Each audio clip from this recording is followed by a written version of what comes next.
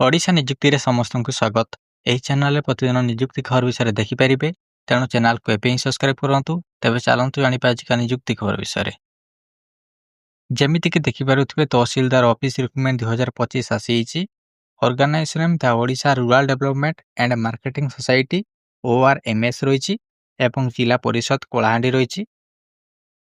Type of job contractual ରହିଛି। Name of the post CEO and accountant cum MIS ରହିଛି। Application mode offline ରହିଛି। ଏହା ଆପଣ postal ଥ୍ରୁରୁ ଆବେଦନ କରିପାରିବେ। ଏହା ଅଲ୍ ଓଡ଼ିଶା କ୍ୟାଣ୍ଡିଡେଟ୍ ଆପ୍ଲାଏ କରିପାରିବେ। ପ୍ଲେସ୍ ଅଫ୍ ପୋଷ୍ଟିଂ ଓଡ଼ିଶା ରହିଛି।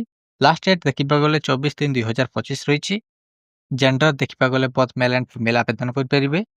ଏଥିରେ ଏଜୁକେସନ କ୍ୱାଲିଫିକେସନ ଦେଖିବାକୁ ଗଲେ ଚିଫ୍ ଏକ୍ଜିକ୍ୟୁଟିଭ ଅଫିସର ବା COର graduate in agriculture, horticulture, agriculture science, veterinary science, biotechnology ଏବଂ ସୋସିଓଲୋଜି ରହିଛି।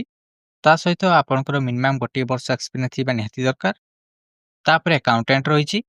ଏଥିରେ ଆପଣଙ୍କର କ୍ୱାଲିଫିକେସନ +2 ପାସ୍ ରହିଛି। ତା ସହିତ ଆପଣଙ୍କର +2ରେ ମ୍ୟାଥମେଟିକ୍ସ ଥିବା ନିହାତି ଦରକାର।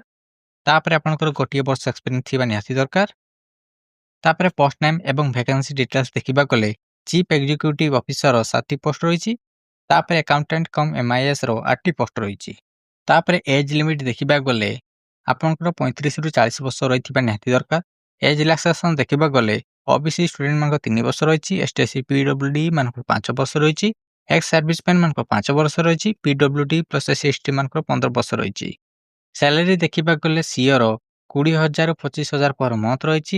ଆକାଉଣ୍ଟାଣ୍ଟର 10,000 ପର ମନ୍ଥ ରହିଛି। ସିଲେକ୍ସନ ପ୍ରୋସେସ ଦେଖିବାକୁ ଗଲେ ବେସ୍ ଅନ୍ କ୍ୱାଲିଫିକେସନ ଏବଂ ଏକ୍ସପିରିଏନ୍ସ ରହିଛି। ତାପରେ ଇଣ୍ଟରଭ୍ୟୁ ରହିଛି ଏବଂ ଡକୁମେଣ୍ଟ ଭେରିଫିକେସନ ରହିଛି। ଆପ୍ଲିକେସନ ଫି ଦେଖିବାକୁ ଗଲେ ଜେନେରାଲ ମାନଙ୍କର ଫ୍ରି ରହିଛି, EWS ମାନଙ୍କର ଫ୍ରି ରହିଛି, OBC ମାନଙ୍କର ଫ୍ରି ରହିଛି ଏବଂ PhD ମାନଙ୍କର ଫ୍ରି ରହିଛି ଏବଂ SC/ST ମାନଙ୍କର ମଧ୍ୟ ଫ୍ରି ରହିଛି।